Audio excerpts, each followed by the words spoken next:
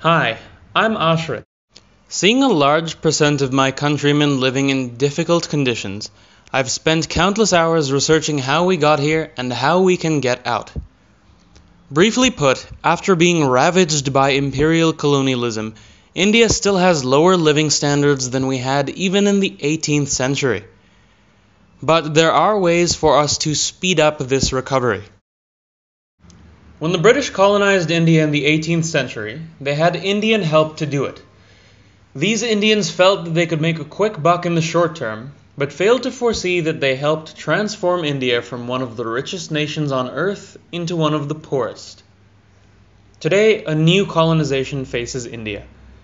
Free trade is the poster child of the New World Order. We're free traders, and we're prosperous, say many developed nations. Be like us. These nations forget how they got here to begin with. Let's take a few examples from three of the largest economies in the world. The United Kingdom is one of the oldest and most vocal free traders in the modern sense. However, before the 15th century, it was no great economic power.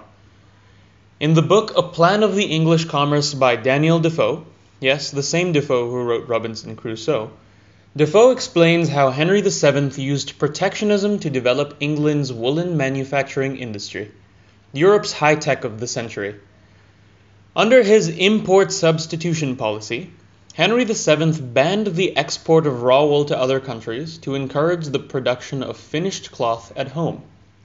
This came with tariffs on finished imports and was the first step England took towards becoming the industrial powerhouse of Europe. Moving on to Japan's Toyota, one of the largest and most recognizable icons of globalization in the world. In the early 20th century, Toyota was Toyoda Automatic Loom, a manufacturer of textile machinery. In 1933, they decided to move into car production, but faced unbeatable competition from GM and Ford. So in 1939, the Japanese government kicked GM and Ford out of the country. Despite this, Toyota continued at a loss for 10 years, and in 1949, the Japanese government had to bail them out. By 1958, Toyota launched its first car, Toyopet, in the USA. This was also a disaster, and the car was withdrawn. Critics argued that Toyota should have just stuck to making textile machinery.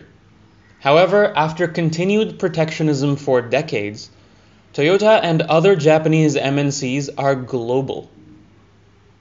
Without the Japanese government's intervention, it's likely that Toyota would have starved, been bought out, or simply become a subsidiary to a larger American company. To put it in the words of economist Kozo Yamamura, protection from foreign competition was probably the most important incentive to domestic development that the Japanese government provided. Most surprising is the journey of the United States of America. For the last half-century, the USA has been the most vocal supporter of free trade and globalization.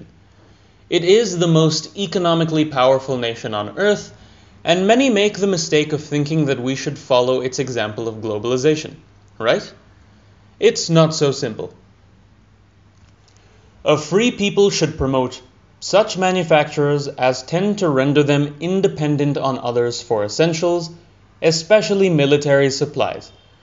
US President George Washington said in his first message to United States Congress. One of the first bills passed by the US Congress was the Tariffs Act of 1789. Which reduced manufactured imports from the UK. These hovered at around 10%, and after the American-British War of 1812 rose to 40%. For comparison, India's average tariff today is about 10%.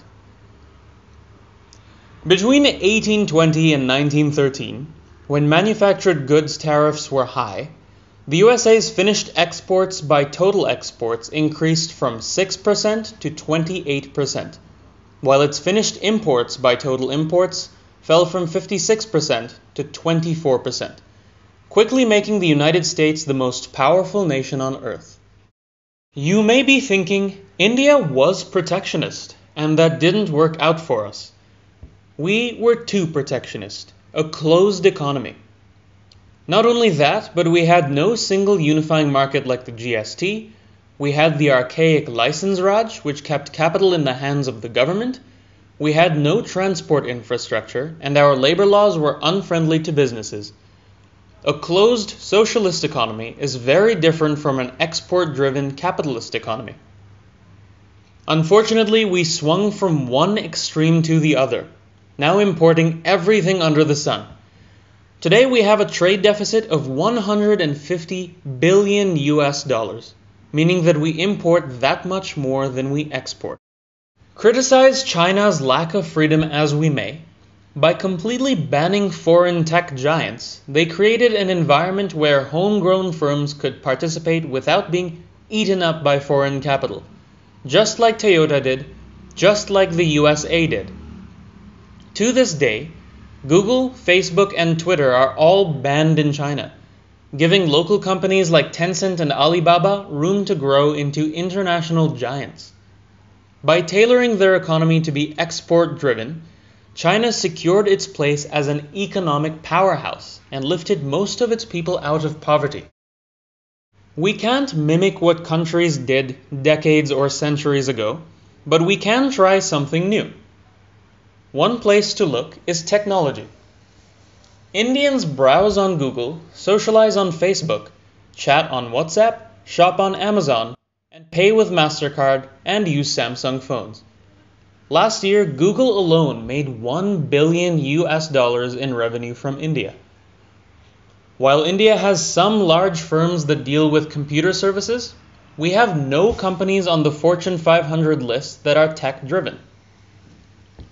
For a country of 1 billion people with a professional strength in IT services, this is absurd. However, the reason as to why is clear. Our economy is too liberal. Foreign companies like Uber and Amazon are willing to bleed money just to kill the competition. There is no way Indian companies can find the capital to match them.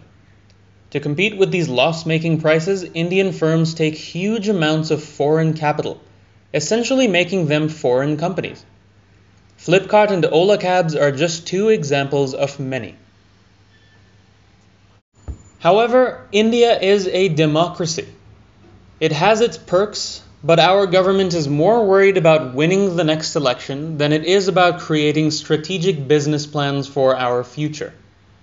It cannot become more protectionist for fear of incurring the wrath of the comfortable Indian consumer, who still has trauma from our days of being a closed economy. However, as consumers, we have the power to choose what we buy, the apps that we use, and the data that we deliver. The core idea of our democracy is that, unlike China, our government cannot take such bold decisions for us. We have to take them ourselves. Maybe, just maybe, future generations won't talk about how we bought from Amazon and put Sapna bookstore out of business just to save a few rupees. Maybe they'll talk about how we cost ourselves $1 today and helped create our own tech giants tomorrow. We may not have an alternative for Google or YouTube just yet, but we certainly have alternatives to Amazon, to WhatsApp, and to many consumables found in our supermarkets. The next time we see that a book costs more on Sapna bookstore than it does on Amazon, let's do the math one more time. Thanks for watching.